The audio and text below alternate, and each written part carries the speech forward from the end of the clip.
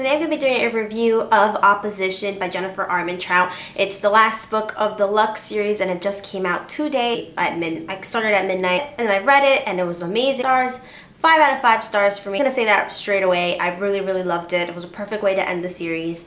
And it's very bittersweet because it's a series that I really love. It's probably my favorite. Let's get started with this review. I have the ebook version of it. What's interesting about this book is that for the majority of the series, we kind of know who the enemy is, which is basically the government, or the specific branch of the government that that was performing these experiments on the aliens, and the ones who captured Katy in the last book, and also Dawson and Beth earlier on.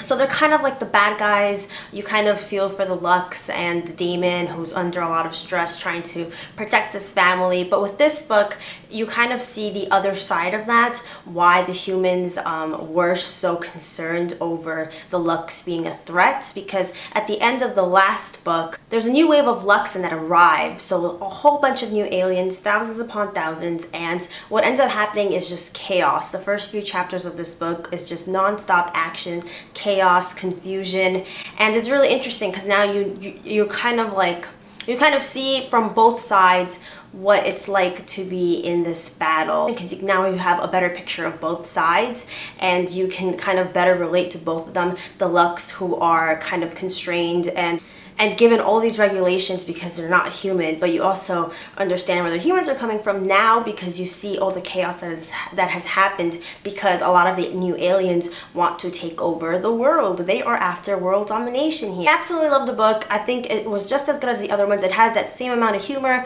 same amount of action. It has the characters that we all know and love, and the storyline just finally reaches that climax that it's been building up to for the last 2 or 3 books. Finally comes to head, and it makes you realize how simple the first 2 books were, where the biggest threat was anyone finding out that Daemon was an alien, and now things are more complicated. There is one death towards the end of the book that made me really sad. You don't see it happen or anything, but it is really sad because it's a character that I really loved. I felt really bad for those affected by that specific death, but I'm not going to tell you who it is. So overall, I enjoyed the book. I think it's wonderful. If you've read the other books, then you should definitely go ahead and finish off the series. I think it's a strong ending.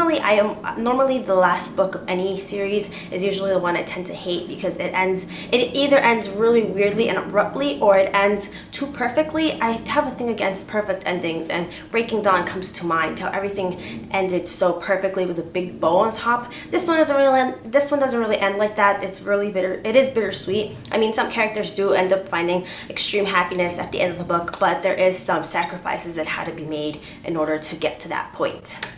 So that's it for my review. I hope you guys enjoyed, and I will see you guys next time. Bye. Lola a lot. I'm not sure what anyone else's opinions are on this book. I can imagine some people finding Lola and her choices a little bit frustrating. Lola is in a relationship with an older rocker guy dude thing who's supposed to be really hot, but then her neighbors from a long time ago come back and move into the house next door, and she kind of finds herself reliving the past. I'm a lot like Lola. I was in kind of an unhealthy, toxic, useless relationship for a really long time, and even though people would tell me to get out of that relationship, when you're in it and you have your feelings invested, it's a little